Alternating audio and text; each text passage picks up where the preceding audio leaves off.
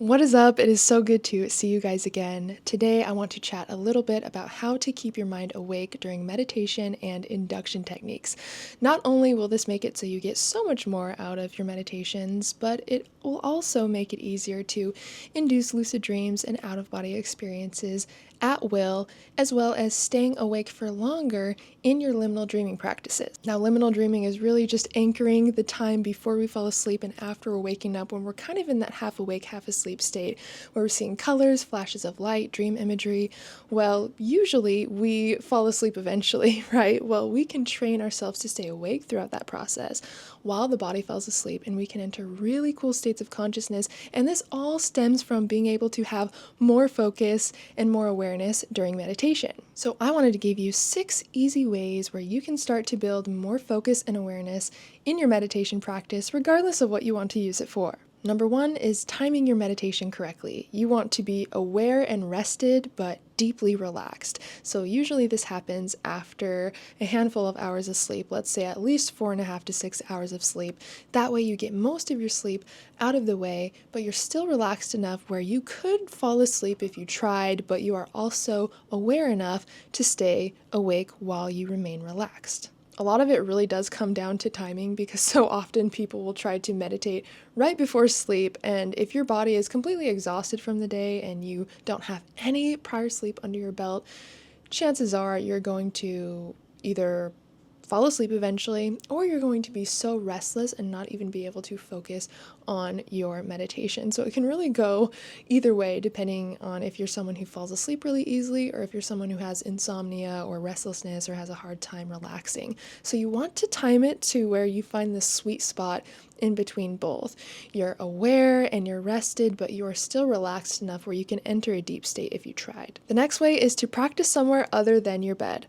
Our brains associate our beds with sleeping, and if we start to mix in other things into that same space, maybe we start doing art in our bed, or we start watching movies in our bed, or we start trying to use our bed for meditation, it's almost like it kind of confuses our brain, and it doesn't know that it's supposed to turn off when we get in bed. And so what I recommend doing is trying to keep your bed for sleep, that theme as much as possible, and practice meditating in other areas so your brain can start to associate those areas with deep relaxation. Now, it is totally possible to, have a successful meditation in bed and even learn how to lucid dream and astral project from your bed. Like, that's what I did forever when there wasn't really anywhere to practice in my space, especially in my little apartment when I was there.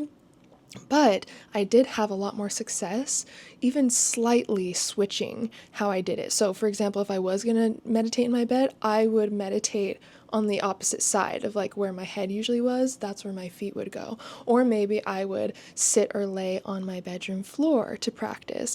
And I actually used to do this thing where I didn't have another bed or like comfortable spot to go to when I woke up for my meditation / lucid dreaming practice in the middle of the night.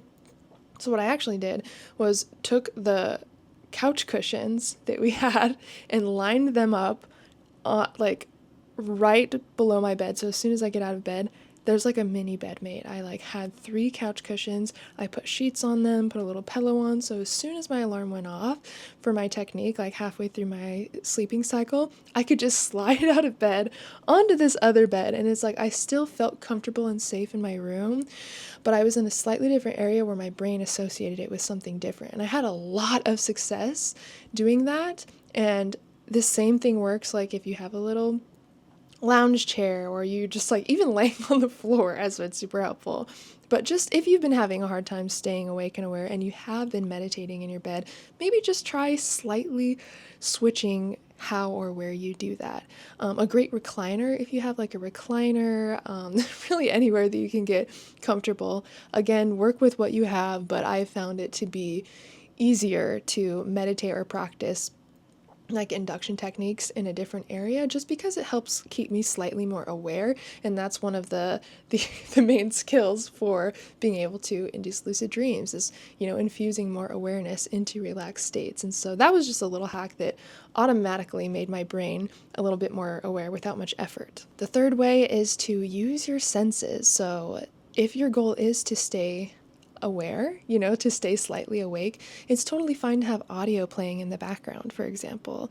Maybe not, now, I was going to say maybe not a podcast or something that you get invested in, but that is a great thing to use for liminal dreaming. Again, liminal dreaming is practicing dreaming on the edges of sleep, and the goal is to remain aware and awake, just to put the body into a very deep state. And so it's totally fine to play podcasts or stuff you want to listen to kind of distract yourself and keep yourself awake while your eyes are closed and you're going into a deep state.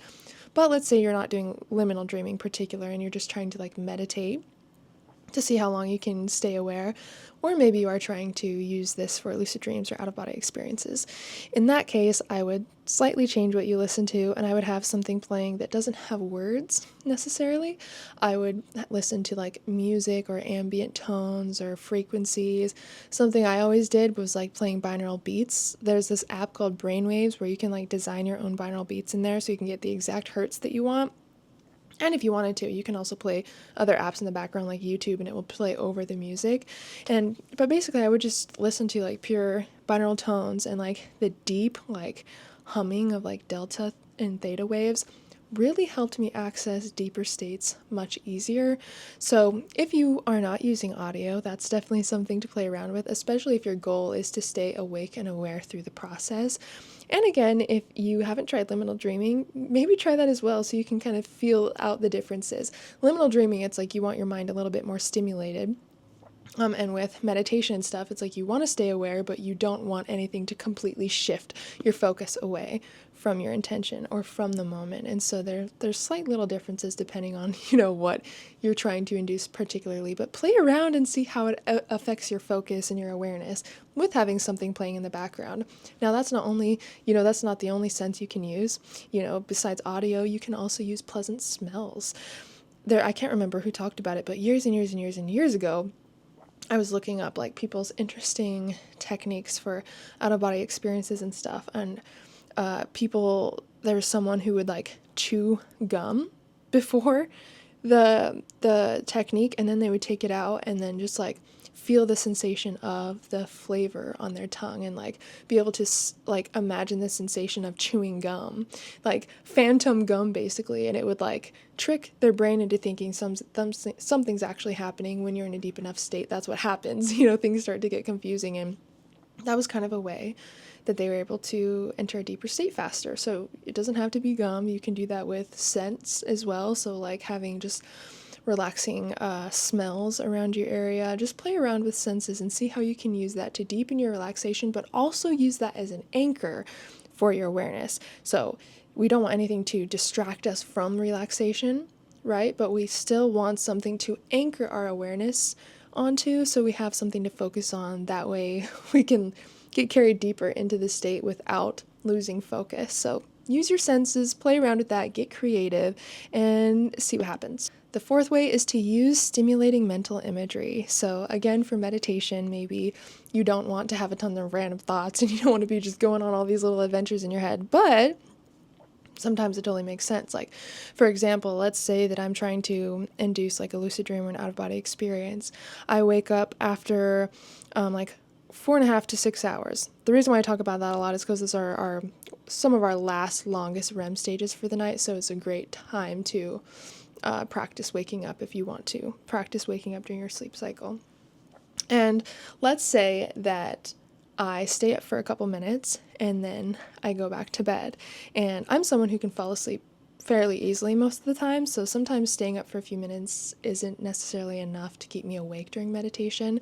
So I use my imagination to kind of help keep me aware and focused. And I love to go as deep as I can in imagination. Now, you can imagine whatever you want when you're, in your meditation or, using it for lucid dreaming or whatever, but I love to do either two things and that really get me like invested in the mental imagery so that it actually starts to build more awareness and I don't just get bored and fall asleep, for example.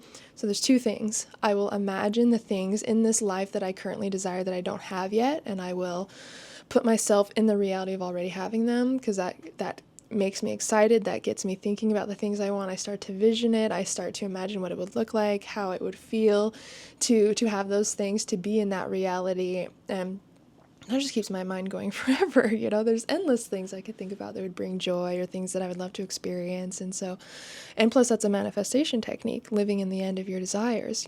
I talk about this all the time. And so it's a little two in one little hack. Okay. But, that's great to just get you into a deep enough state. And then eventually you're going to feel the signals of your body falling asleep.